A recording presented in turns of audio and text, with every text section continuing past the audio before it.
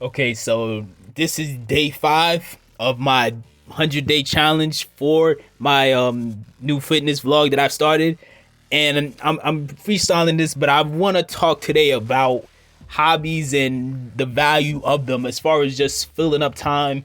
Because again, people always say that an idle mind is the devil's playground, and obviously that applies to me as well as many other people. Sometimes when things aren't going right, sometimes the only reasonable option is to dive headfirst into something that could very easily distract you.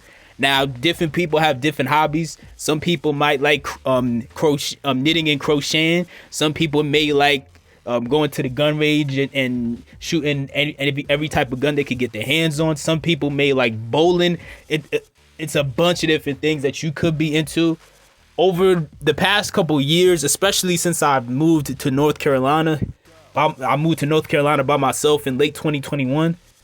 I've literally just kind of fell into a rabbit hole where I've pretty much been open-minded to trying as many hobbies as possible, just trying different things, kind of just, seeing which ones I like the most. Ironically enough, it seems that I like a lot of stuff, but the stuff that I've kind of stuck to the most, really, outside of music, obviously music's my main passion, but it's outside of music. Some of the main hobbies that I've gotten into, obviously, like you see in this fitness vlog, is like going to the gym, exercising. I've gotten into like boxing. I've also started doing hot yoga, which I didn't even know that was a thing, honestly. I accidentally got into hot yoga because I just wanted to try yoga out just out of curiosity. I've always been curious about it. I had no idea there was an alternate version where you literally are doing yoga in a room where they have the temperature set between like 95 and like what feels like 110 degrees. It's like, imagine stretching in a sauna for 60 minutes straight. Like that's hot yoga, which it's cool once you're done, but once you're in the moment doing it, it's pretty intense. It's pretty intense just having to sit there in that heat. But once you get out of there, that sort of relieving feeling, it's hard to explain it, but it actually is worth the trouble. So I would suggest that people try it out at least one time. Boxing is another thing that I definitely found helpful as well, just to get a certain amount of anger and energy out wherever I get the opportunity to.